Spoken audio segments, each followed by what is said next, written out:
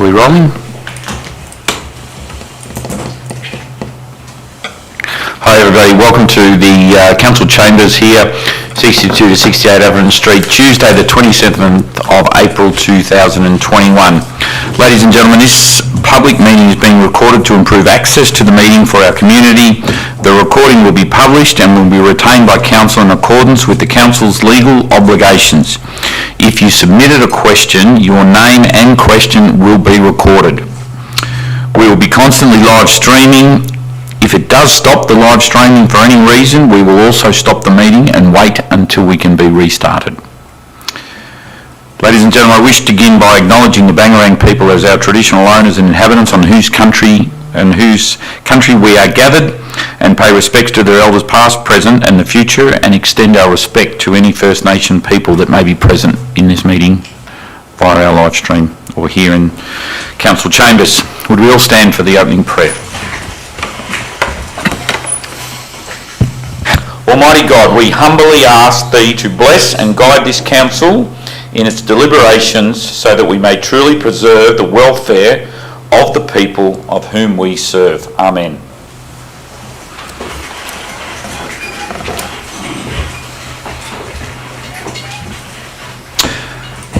Thank you, ladies and gentlemen. There's no acceptance or apologies of granting of leave of absence today.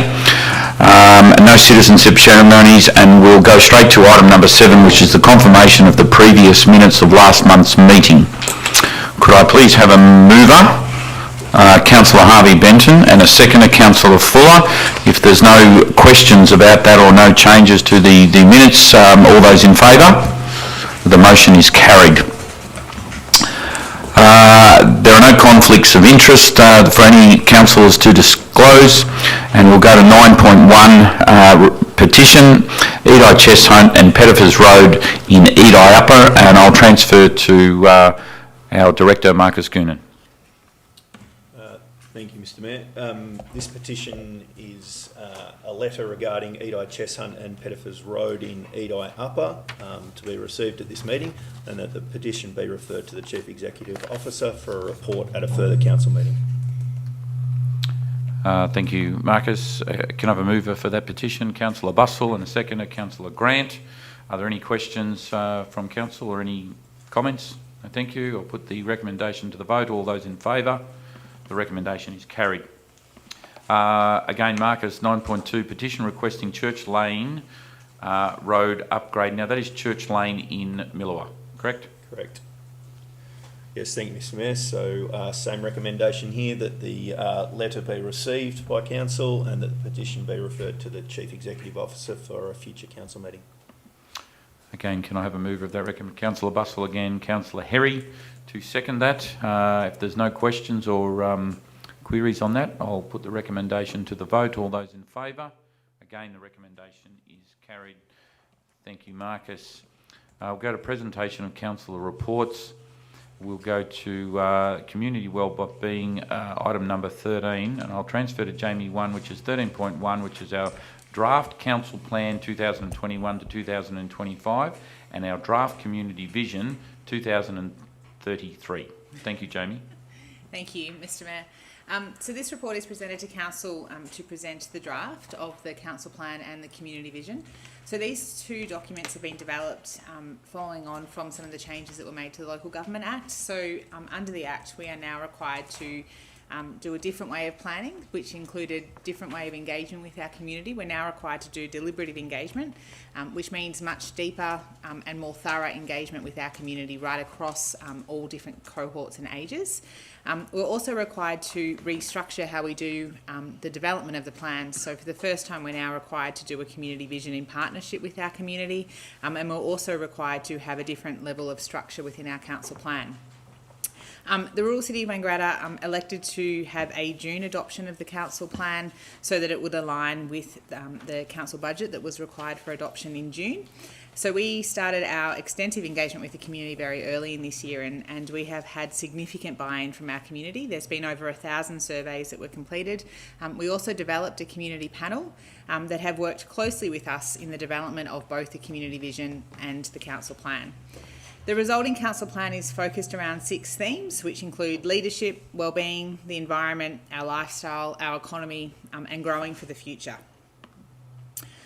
The recommendation before council tonight is to put both of these documents out for community review for a period of 28 days, for council to hear any submissions from the community, and for council to consider the submissions before presenting both of the documents back for adoption at June.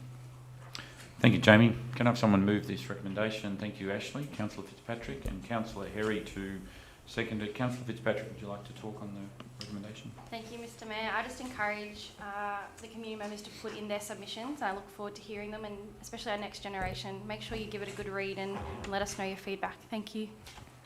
Thank you, Councillor Fitzpatrick. Councillor Herry, did you want to say anything at this stage? Certainly. Thank you, Mayor Rees. As Director Jamie Chubb mentioned, we have opted to pursue a June 30th deadline for adopting the vision and plan, which is ahead of the legislated 31st October deadline as per the Act. And we did this to ensure that the documents were adopted and aligning and informing one another. The argument being that in adopting them together, they will speak to one another more clearly and truly. The documents are currently drafts. We're still very much engaged with the community, and as Councillor Fitzpatrick encouraged community to do, it's an important time to provide feedback about the overarching strategy outlined in these documents. One last thing worth noting is that given the timeframes, the Shape Wenger panel's feedback has not yet fully been considered for these drafts. Having been involved in the process since late 2020, I encourage the panel members to continue to provide their valuable input over the public exhibition period. And given the deadline of June 30th, we are going with a minimum period of 28 days for public exhibition. So get to it. Thank you, Councillor Herry. Are there any comments from any other councillors like to mention anything at the moment? No? Councillor Fuller. Thank you, Mr Mayor. Just echoing Councillor Fitzpatrick and Councillor Herry about the opportunity that arises from this conversation for people to actually contribute to what they want to see in the future. It's a very long distance future look into our sort of community. So it gives great opportunity for those that normally wouldn't consider themselves relevant to it to consider putting extra conversation together for this part of the time. Thank you, Councillor Fuller. So, ladies and gentlemen, I'd just like to say a few words on both our draft council plan and the community vision coming forward. That the first council plan in a 4-year cycle is always an exciting time for us. We take the chance to reset, refocus, and on what we're aiming to achieve. This year especially is exciting as we aligned our council plan with development of a new community vision for the next 12 years. The actions that our organisation will deliver over the next 4 years connect directly to the goals of the community vision. While there are literally more than 100 actions in a council plan, we've picked out a couple which demonstrate how community ideas are translated into actions for our organisation to deliver on. Under strengthening our leadership, council commits to deliver thorough and inclusive community engagement practices. One way we'll do this is by maintaining and actively engaging the Shape Wenger panel. The world is run by those who show up, and Shape Wenger panel members have certainly shown up in the development of this plan and vision. This panel is an amazing resource and is making a positive difference to how we engage with our community. Another example under the nurturing our wellbeing theme, council commits to ensuring our community has a strong focus on community links for those impacted by suicide and other mental health issues. An action under this focus area is continuing the community-based Grit and Resilience program in partnership with the program consortium and advocate for continued funding. The Grit and Resilience program has already made significant impact in our community. It was used as a case study in the Royal Commission into mental health, which recommends a similar community-led approach to mental health and employed across all local government areas and councils to play a leading role for this throughout Victoria. What has been clear throughout consultation is that our community is just passionate about how we function as a council as they are about what is physically delivered. approach reflective of our community, has faced major challenges over the past 18 months and has emerged with a clear focus on one thing that really matters. We have a community that wants us to take the lead on big issues, be strong environmental stewards, look out for one another and achieve growth without losing the lifestyle that we value here so much. Through delivering of these goals of our council plan, our organisation will work more closely than ever with our partner organisations. This is especially relevant to the actions relating to the public health and wellbeing plan, which is incorporated into this council plan. Our municipality has its own unique challenges when it comes to health and wellbeing. Our residents, many of these are quite serious. This plan addresses those challenges directly and clearly sets out how we would need to work with our amazing health providers and other agencies to find solutions. Ultimately, this plan will be driven by us at council, but we will need the whole community on board if it is to succeed. Thank you. Councillor Fitzpatrick, did you want to? Thank you. I'll put the recommendation to the vote. All those in favour? The recommendation is carried. Where am I? Jamie. Oh, sorry. I just like Jamie.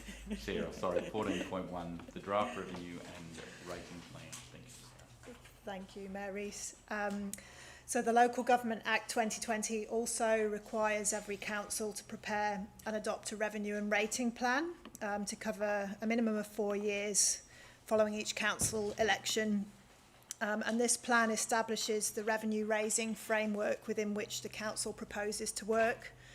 Essentially, council obviously provides a broad range of services and infrastructure for the local community, and in doing so has to collect revenues in order to cover the costs of providing those services. So this plan sets out how we forecast and calculate anticipated future revenue streams for things like rates, grants, fees and charges, contributions, borrowings and so on. It's not to be confused with the budget, so the draft budget is coming next, which sets out the actual figures. This is the methodology by which we calculate those figures. The way we calculate many of those figures is very consistent across local government, and in a number of areas is actually legislated. For example, some of our fees and charges and things like how we charge rates. No changes have been made in terms of how we actually make those calculations to previous practices. This is really an exercise in transparency so that the community can understand how these revenues are determined. And the recommendation is on the screen and seeks councillor endorsement to place the draft revenue and rating plan on public exhibition for 28 days and again to welcome any public submissions for consideration before seeking to adopt an updated version at the June scheduled council meeting. Thank you. Thank you, Sarah. Can I have a mover? Councillor Herring, seconded by Councillor Grant. Would any councillor like to talk to the recommendation? We'll continue. I'll put the recommendation to the vote. All those in favour? The recommendation is carried. Thank you, Sarah. 14.2, the 21-22 draft budget. Thank you. So this report presented to Council to consider endorsing the 21-22 draft budget to be placed on public exhibition, also for a period of 28 days. And as was mentioned earlier by councillors, this is really developed in parallel with the council plan and community vision. A few highlights from the draft budget. So we're projecting an accounting or operating surplus of 8.4 million next year. Total income of 68.46 million, total expenditure of 68.92 million, an underlying operating deficit of $461,000, a capital works programme of 23.24 million, a rate rise of 1.5%, so that's in line with the Fair Go system rate cap, and no new borrowings next year. It's what I'd call a business as usual budget, and you can see that the capital investment is kind of trimmed back to normal sustainable levels following a number of years of significant investment in some major community projects. I am seeking, have a request for the councillors to make an amendment to the first point of the recommendation, which will allow us to actually put a very slightly updated draft budget out on exhibition. That is because we have in the past week received updated property valuation figures from the Valuer General, and those are used to calculate rates and the rate in the dollar. So by making that slight adjustment to that first point in the recommendation, it means in the draft budget we can give ratepayers a better idea of the impact of the rate cap and revaluations on their class of rates. It doesn't impact or increase the total amount of rates that will be raised by council. That remains the same. And lastly, just to mention again, so also seeking councillor endorsement to release the draft budget on public exhibition again for 28 days, and again to welcome any submissions the community may like to make. Thank you, Sarah. Councillor Fuller, would you like to move the recommendation?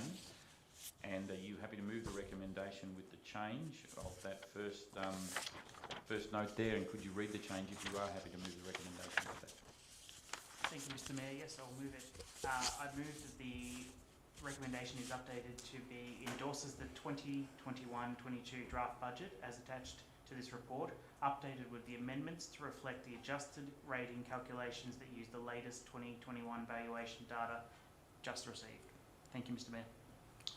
Thank you, Councillor Fuller. Can I have a seconder for that, please? Councillor Grant. Councillor Fuller, would you like to talk on the recommendation? Just would like to thank the department working on this document. As we have mentioned, this information is new to hand and they've had to work hard to get that included in their conversation, so I appreciate that. Thank you. Thank you. Thanks, Councillor Fuller. Any other councillor like to talk? Councillor Harry, sorry, first. Thank you, Mayor Rees. As was covered in the discussion in the plan and vision at item 13.1, the reason for pursuing the June 30th deadline was to ensure that deliberative engagement informed the plan and vision and subsequently the budget and the flow of funds. I'd like to note the current lack of attention climate action initiatives received in this draft budget, especially in contrast to some other areas of substantial expenditure.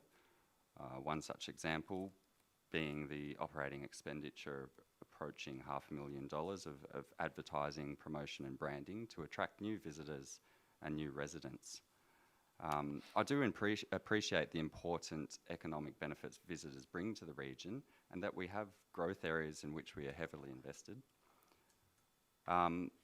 Given the benefits of advertising are difficult to tease out amidst the current context where domestic tourism is at an all-time high given the constraints around international tourism. It's hard to measure the direct gains as a result of this considerable expenditure.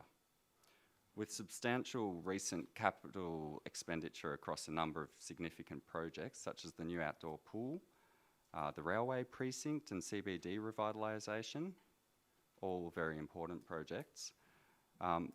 We will, however, be operating within an increasingly constrained budget over many of the coming years and much of the coming decade, making project choice all the more important. This decade also happens to be the one in which we must rapidly drive down emissions if we're to play our part in addressing climate change. I would like to see our municipality be a leader in this space, and so do much of the community. As the Shape Wenger out-of-panel engagement process revealed, so too the wider community survey results, with environment and sustainability coming out as comfortably sitting in the top 3 issues in all 3 questions which directly compared them against other areas. So with investment in some basic initiatives such as rooftop solar, there are savings to be had and benefits for the broader community and municipality, all at the same time of addressing important climate change and reducing emissions. So I'm really keen to hear further, again, what the Shape Wenger panel will come back with, as we haven't had time to fully integrate some of their responses into this, and also what the broader community think of the current draft document. Thank you, Councillor Harrier. Councillor Grant, did you have something to say?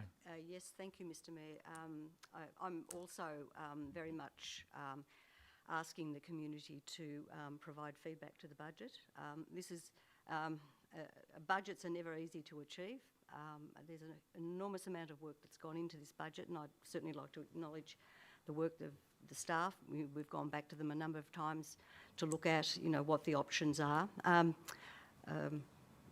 Sarah described the budget as business as usual. I tend to describe it as a bit of a meat and potatoes, and we're working within the budget that we have. We're cutting our coat to fit the cloth, and I think it's incumbent on council to work within the budget and to focus on our core business and the work that we need to do as we move forward.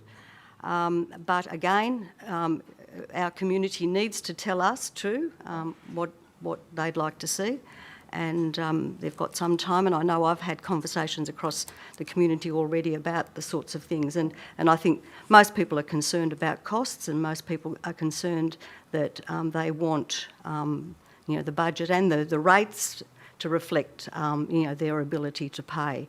So again, to acknowledge the staff and the work that they've done to give us a number of different options in looking at what this draft budget might look like as we move forward. Thanks, Councillor Grant. Any other councillors like to talk on the... Councillor Bussell. Yeah, thanks, Mr Mayor. Councillor Grant inspired me there to say something. I'd just like to support what Councillor Grant said. We need to be very mindful to focus on what Council's core business is, Mr Mayor, and I think we're doing that. Thank you. Thank you. Councillor Bussell. Thank you. Councillor Fitzpatrick, no? Okay. So I'd just like to say a few words on the budget as well. I've written some notes here. A focus on delivering what's important to our community has been the driving force behind the development of this draft budget. Aligning the draft budget process with the draft council plan and the draft community vision, deliberative engagement process has allowed us to get strong understanding of where our community's priorities lie and to begin funding the goals, the key goals, of the 4-year council plan. The timing of this fresh approach could not have been better, with some of the biggest projects in the rural city of Wangaratta's history to end in 2021.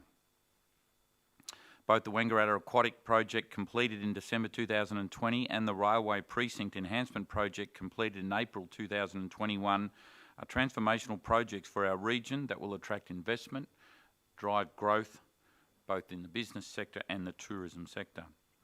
With those projects now complete, our attention can turn to delivering on new goals.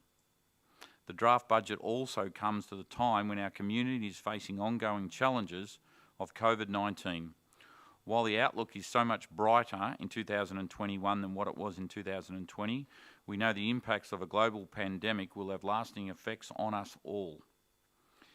In this context, we have reduced our planned spending on capital works while leveraging grant income to ensure ratepayers receive maximum return. Key numbers from this draft budget are as follows.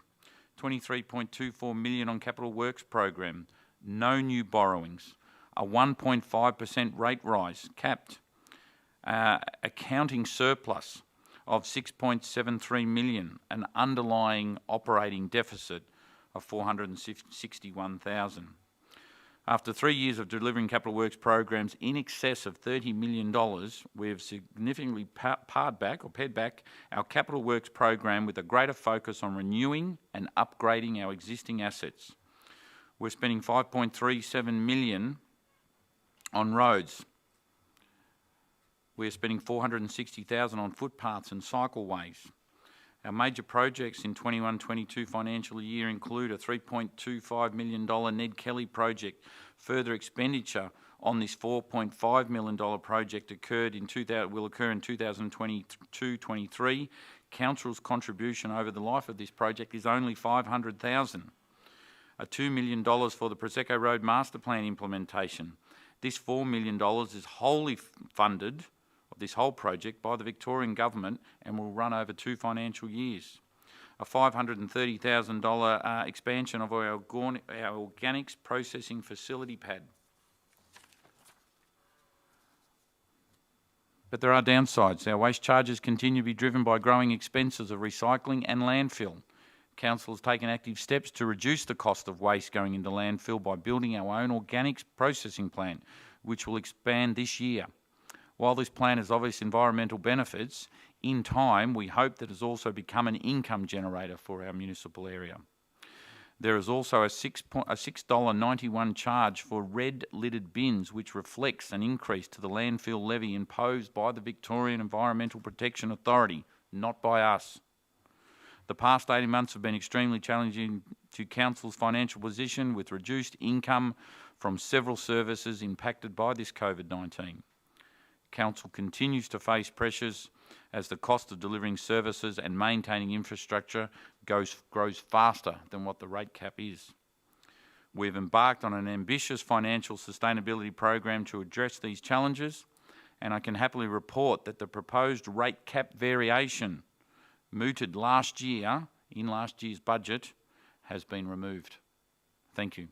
Councillor Fuller, would you like to end being the mover? I'll put the recommendation to the vote. All those in favour? The recommendation is carried. Thank you, Sarah. We'll continue down to the instrument of delegation, 14.2. Thank you. This report's presented to Council to review the instrument of delegation from Council to the CEO, and that's again required by the Local Government Act 2020. The instrument was already updated and adopted just last year, and no changes are proposed, so this is an administrative process to make sure we stay compliant with the Act. Councillors are requested to authorise that the instrument of delegation be placed under the Common Seal and that the Mayor and CEO are authorised to sign it. The only point I would note is that in point 4 of the recommendation there, we are basically, when this comes into force, all other delegations will be revoked except for the emergency delegations that were given to the CEO due to COVID, and to be able to ensure we have ongoing management of council during COVID should the councillors fall ill at any time. Thank you. Thank you, Sarah. Can I have someone move that recommendation? Councillor Fuller and Councillor Grant will second it. Councillor Fuller, did you want to talk on Councillor Grant? No? Okay. Any other councillors like to talk on the recommendation? Put the recommendation to the vote. All those in favour? The recommendation is carried for 14.3. Sarah, 14.4 is the 2020-2021 Quarter 3 forecast review. Yep, last one from me. So once a quarter, we report to Council on our finances and how well we're progressing versus the original budget. I'm pleased to report that we are now projecting an improvement to the surplus of 4.53 million for this year, an increase to capital works of 316,000. In the recommendation, we also seek councillor approval for a budget transfer of $70,000 from the Carbor Everton Road project to put those funds to gravel resheeting. I also just want to take a moment to thank all the managers across council who've worked very hard reviewing their budgets in the last quarter in particular, and have been able to identify a number of savings and benefits that have improved our financial position quite substantially, which is, their time and effort very much appreciated. Thank you. Thanks, Sarah. Can I have someone move that recommendation? Councillor Benton and Councillor Herry to second. Right, Councillor. Any councillors like to talk? And Councillor Benton, you're the mover. First option, no. You're okay? Thank you. Councillor Herry, no? Okay. If there's no other councillors, I'll put the recommendation to the vote. All those in favour? The recommendation is carried. Thank you, Sarah.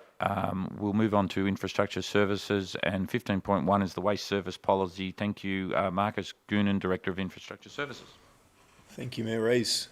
This policy sets out council's waste services, including exemptions to these services and additional costs. The waste services policy is reviewed each year.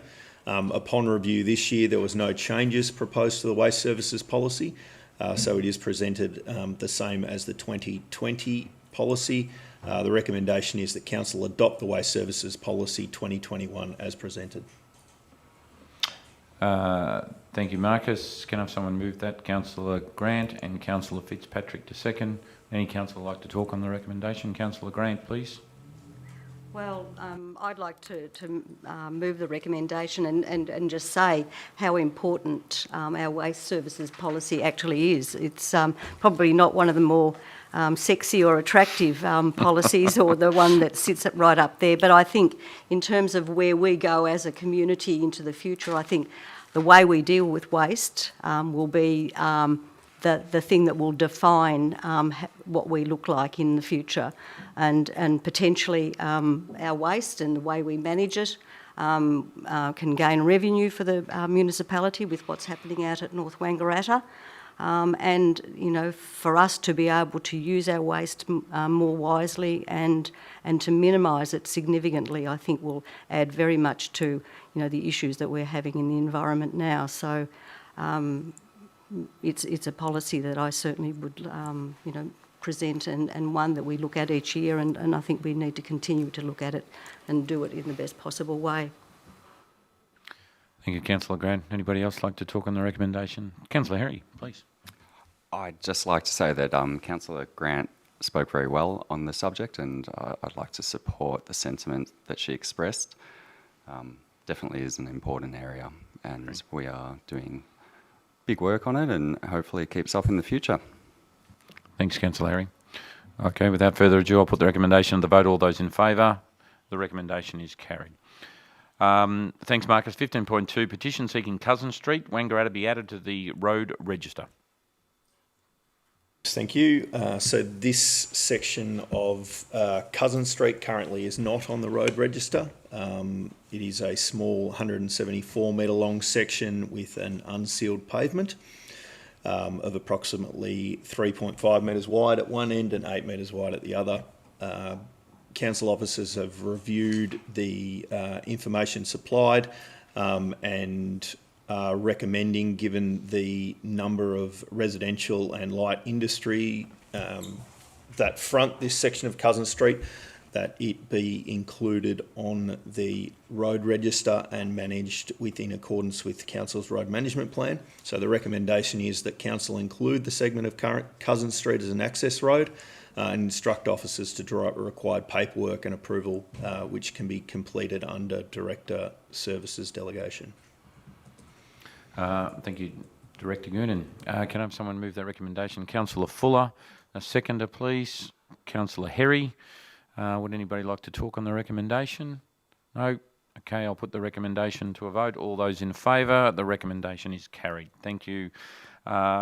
Marcus, can you continue on with 15.3, petition regarding traffic conditions and speed limits in Cheshunt and Whitfield? Yep.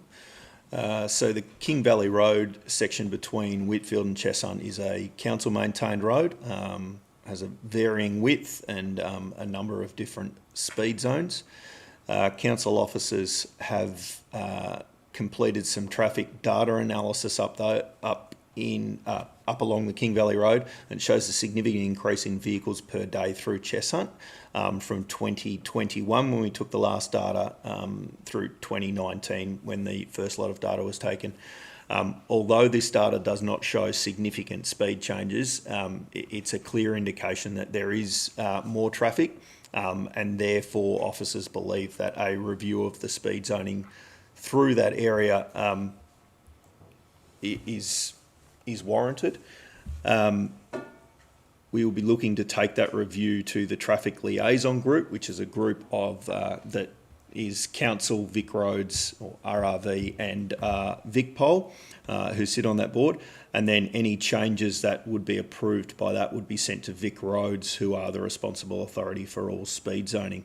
So recommendation is to direct officers to review the speed zoning, seek support through the Traffic Liaison Group, direct officers to report back to council and the Chess Hunt community, and also request a greater police presence to enforce the current speed limits during peak periods. Thank you, Director Goonan. Can I have a mover for that? Councillor Bussell and Councillor Fitzpatrick. Councillor Bussell, would you like to talk on the recommendation? Yes, thank you, Mr Mayor, and I look forward to the outcomes here, and I support what Director Goonan has just said. It is a lot of traffic there. They are driving too fast, and I think it'd be a lot safer when the speed limit is reduced if the authorities agree to it. Thanks, Mr Mayor. Thank you, Councillor Bussell. Anybody else like to talk on this recommendation? It's in the Great Southern Land. We all have great interest up there, don't we, Councillor Bussell? We do. Okay, I'll put the recommendation to a vote. If there's no further talks, all those in favour, the recommendation is carried. Marcus 15.4, the Australian Rail Track Corporation Inland Rail Project, Australian Rail Track Corporation, otherwise known as ARTC. Thank you. So the ARTC has recently requested council support the commencement of the state government approvals process for the Inland Rail project. So this applies to permits from Heritage Victoria and also planning scheme amendments. ARTC has requested that council consent as the land manager and owner for the Heritage Vic permits and council support for the planning process. This report is presented to council to consider council's position and would supersede council's 2018 position with regards to the designs for ARTC. I'll paraphrase the recommendation a little bit because it is quite long. The council supports the ARTC commencing state government approvals process for the works at Glenrowan and Wangaratta. That's land manager consent.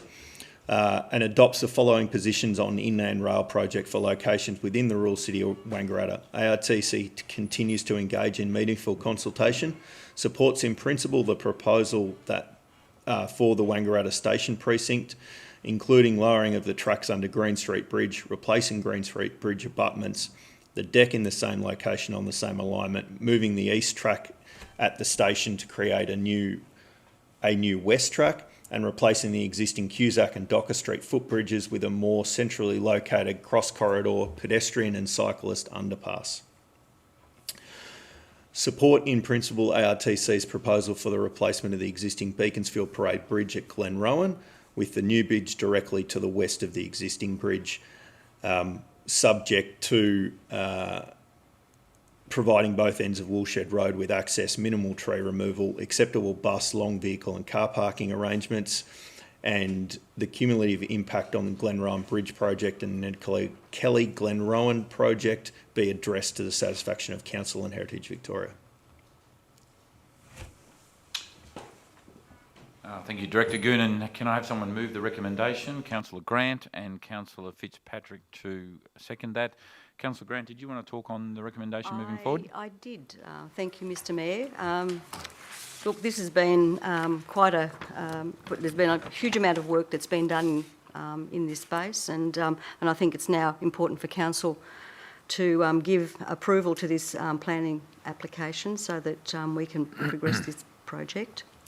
And provide certainty to ARTC to move forward. It's my understanding that this is the beginning of the next stage of the process. There's still a lot of work that's got to be done in terms of, what the final outcome will be. But I think, the uncertainty that's been created in the community, I think we need to move beyond that and we need to move forward. ARTC have been quite clear that they've considered a number of options, but they're also open to looking at what might also happen as we move forward into this next stage. So I'm happy to move the recommendation, Mr Mayor. Thank you, Councillor Grant. Councillor Fitzpatrick, please. Thanks, Mr Mayor. I just want to echo what Councillor Grant said, and let's get on with it and make our community more accessible. Thank you. Councillor Benton. Thanks, Mr Mayor. Just in supporting the recommendation and the motion now, but highlighting that the last recommendation did have the access into the Springers railway station to be considered as well. I know there's no major works, and I suppose that is one of the reasons why it possibly isn't going forward to the Springers area with ARTC, but the access actually into that railway station really needs to keep in mind in maintenance going forward. And I'd urge the officers with their negotiations to make sure that's clearly on the table at all times. Thank you. Thank you. Councillor Herry. Thank you, Marys. There wasn't a particular mention of any environmental sustainability impacts in the report. However, I just want to say a few words around ensuring we remember that the built environment is very important and requires consideration with respect to the embodied energy in that, and also the ongoing energy costs associated, but also that there is the aspect of active transport around our municipality, and more so perhaps with the proposed concept in Wangaratta City by the station. It has the potential to influence people's behaviour with respect to active transport. So given that is something that we definitely want to encourage, more active transport about the community, it does require some consideration. And also, it should be noted we'll be receiving some more detailed concept designs from ARTC imminently regarding these projects, at which point we can continue a robust discussion with community around how those designs achieve community expectations and satisfy those expectations. Thank you. Thank you. Anybody further apart from me? I'd just like to note that in moving forward with this recommendation, that the ARTC's decision for us is to get these plans up and out there and get community feedback and consultation. ARTC did state that the community's consultation wasn't in favour once plans were produced, that they would look further again at other avenues. Just wanted to make that clear, that we in North East Victoria need to make sure that we don't feel abandoned by the state government while the ARTC asserts its role to deliver an interstate freight program. So I look forward to these plans then going out for consultation, and for ARTC to deliver a good consultation to make sure that the community of Glenrowan gets what they need and what the majority of the community wants. So if these plans aren't right, and I suggest for all Glenrowan residents to be heavily involved in this program. Thank you. I'll put the recommendation to a vote. Sorry, I'll just go back to the mover. No, nothing further to close. I'll put the recommendation to the vote. All those in favour? The recommendation is carried. Thanks, Marcus. I'll move on to 16.1, which is a visitor services strategy, and Acting Director for Development Services, Celeste Brockwell. Thank you, Celeste. Thank you, Mr Mayor.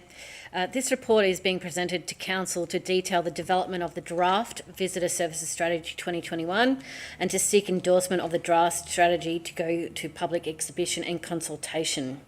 The draft strategy provides an overview of the current status in the information dissemination in regards to public-facing and digital visitor services activities, and further provides an understanding of the current and future trends in the information delivery and opportunities for information dispersal to our tourism industry. The objective of the draft strategy is to increase information dissemination to visitors before, during and after visitation to the real city of Wangaratta. The draft strategy identifies the following strategic directions: decentralising the physical visitor services information centres, embracing and investing in digital visitor servicing, and engaging and empower tourism businesses and residents to participate. Actions are identified in the draft strategy as attached under each direction. So the recommendation to Council is that Council endorses the draft Visitor Services Strategy 2021, places the draft Visitor Services Strategy 21 on public exhibition for 30 days, and considers the submissions received and the final Visitor Services Strategy at a future Council meeting. Thank you. Thank you, Celeste. Can I have someone move that recommendation? Councillor Fuller and Councillor Bussell to second it. Any councillor like to talk? Councillor Fuller, please. Thank you, Mr Mayor. It might seem strange to comment on a visitor info centre that as locals we don't necessarily use. However, we do venture out of our town occasionally and potentially use them in other areas. So best practice ideas you've seen elsewhere, things that might be able to be useful within our facility, but also ways that you actually do interact when you are travelling. So it's a good opportunity to refresh the process and to see how we travel. Great. Thanks, Councillor Full. Anyone else like to talk on the recommendation? No? Thank you. I'll put the recommendation to the vote. All those in favour? The recommendation is carried. Thank you, Celeste. 16.2, Agricultural and Agribusiness Advisory Committee and Committee Appointments. Thank you, Mr Mayor. This report is presented to Council to consider 2 applications received to fill vacancies on the current Agriculture and Advisory Committee. AAAC. Nominations were called for in August 2020 through the annual term of service expiry, and 1 position was filled, leaving 3 vacant positions. Since then, 2 additional applications have been received, and we are now being presented to Council for consideration. Thank you, Celeste. Can I have a mover for the recommendation? Thanks, Councillor Benton, and a seconder, Councillor Fuller. Councillor Benton, did you want to talk on the recommendation? Yes. Thanks, Mr Mayor. The 2 nominees and been appointed as Elizabeth Wilson of Springhurst and Megan Starr from King Valley. The thing that I would like to just say that it reinforces what was said earlier about community engagement. These advisory committees that the council has to be utilised as best as we can. And just dropping back onto the last point on the table before us, I hope that document does go before the WETAC committee as to get its recommendations as well, because I think this is one thing that we can make sure that these committees are used. It's in the Act now that we've got to be able to be communicated more fluently with our community. They've got these in place and they're there. I think we should make them and use them a lot more. Thanks, Mr Mayor. Thank you, Councillor Benton. Agree. Any other councillor like to talk? Councillor Fuller.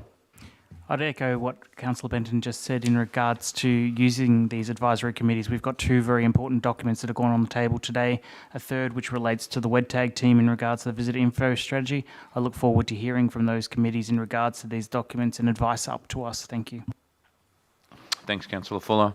No further. Councillor Benton didn't want to end off? I probably do apologise for mentioning the names before the motion has been put. But they haven't been approved yet. Approved, but... I didn't want to bring a point of order, but we knew where you're heading. So without further ado, let's quickly get it done. All those in favour? The recommendation is carried. Can I get you to mention those names now again, Councillor Benton?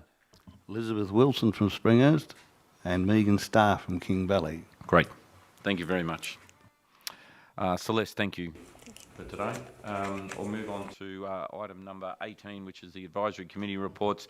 And 18.1 is the Biannual Audit and Risk Report, and I'll refer to CEO McGrath. Thank you. Thank you. The Audit and Risk Committees obliged to report to Council twice a year on its activities. So this is one of those reports coming to you tonight to provide a bit of an outline of the various activities of the committee, attendances, and some of its findings and recommendations. And the report is here for your noting. Thank you, Brendan. Can I have a mover for that report, please? Councillor Grant and Councillor Herry to second. Anybody like to talk on the report? Councillor Grant, please. Yeah, well, look, I will just note that, you know, what an important report this is too, and the fact that, you know, our Audit and Risk Committee, you know, oversees the activity of Council, and Council's come up trumps every time. So, you know, really important to have a committee like that in place, and you know, the report, you know, outlining how important, you know, the oversight of how this council functions financially is. So, yeah, happy to move that recommendation. Thanks, Councillor Grant. Just add on to Councillor Grant there is that as a member of the Audit and Risk Committee there with Councillor Bussell, we see the great work that those people do and the diligence that they take on making sure Council is financially viable that way too. So thank you again. Would anybody else like to talk on this? No? Councillor Grant, you didn't want to say anything to finish off? No. No. I'll put the recommendation to the vote. All those in favour? The recommendation is carried. Again, I'll go back to 19.1, Record of Advisory Committees, CEO McGrath. Thanks, Mayor Rees. This report just tables the minutes of the Sport and Rec Advisory Committee meeting from February this year and asks you to note those. Again, I put the recommendation. Thank you, a mover. Thanks, Councillor Benton. Second to Councillor Fitzpatrick. Would anybody like to talk on the recommendation? No, I'll put the recommendation to the vote. All those in favour, and the recommendation is carried. Ladies and gentlemen, item 20, there is no notice of motions and no urgent business. There is public question time, item number 22, and we do have one question that I will read out in two parts, and I will get Director Goonan to answer as to the questions. I'll give a bit of a background on this. So the Whitlands Community Group, part of the Whitlands Progress Association Incorporated, had their monthly meeting last week. Our group has now been working on the community campaign to seal the last remaining 7 kilometres of the the Benalla Whitfield Road for more than 2 years. We have two questions for the Wangaratta Council we wish to have presented at the Council meeting Tuesday the 27th of April 2021. Question 1. Firstly, I'd like to congratulate Council on the appointment of Director Goonan as the Director of Infrastructure. Marcus works closely with the Whitlands community while the Manager of Infrastructure. As Director, who is Marcus Goonan appointed to advise? As Director, who is Marcus Goonan appointing to advise, plan and implement the sealing of the Benalla Whitfield Road project, and has he been supportive as an operational manager? Thanks for the comment, first of all, Jenny.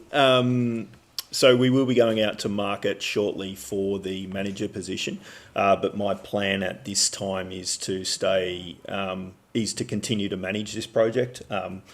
As Jenny noted, we started this project when I first got to council. We do have it to a point where it's shovel ready, and I'd like to continue seeing it through. Thank you, Director. Question number 2. We understand the new Local Government Act 2020 requires Wangaratta Council to project budgets for a 4-year period. What budget allocation has Council made in regard to contributing to the sealing of the Benalla Whitfield Road? Given the project is shovel ready, the Whitlands Community Planning Group request a meeting. I probably don't need to read that one. A meeting at the officer update Council's progress towards the sealing of the Benalla Whitfield Road. But question number 2, what has Council made in their budget of 4 years? Yep. So the draft council plan contains an action to identify funding opportunities through an improvement of regional and local road network to boost the region's economy, including Benalla Whitfield Road, specifically mentioned within that council action. The project has not been budgeted in the long-term financial plan. It will require a significant external grant funding. Council remains committed to advocating for funding for this important project wherever possible, and has the project within a number of advocacy documents. I am more than happy to meet with the Whitfield community again to go through where we're at. Thank you, Marcus. I'd just like to also add that in more recent times I met with Josh Frydenberg, Treasurer, and also put this plan to him, as it was a fairly major one with school bus traffic on the road and a major link for the King Valley community from that area rather than coming in through basically Wangaratta and driving all the way back out. So it has been mentioned through Helen Haynes, and myself met directly with the Treasurer at the federal level. So thank you, Jenny. Great question. Ladies and gentlemen, there's no confidential business, so we come to the closure of the meeting. Firstly, I'd just like to say a quick thank you as a couple of programs that we've done to put out for review over the next 28 days is our community vision and our draft council plan. It's a lot of work involved. Jamie's department there in our community wellbeing section there, thank you for the great work. The plan, it doesn't stop at 5:30 at night when she goes home. This takes a huge amount of work. Also to the team in our budget section there as well, handling that, Sarah, for our draft budget. It's a massive amount of work that goes into this for the year, and to Jamie also handling it all and combining it all together to come in at the one time frame. Thank you guys for the great work, and it's appreciated at council law level. So thank you. Without further ado, we'll announce the closure of the meeting tonight.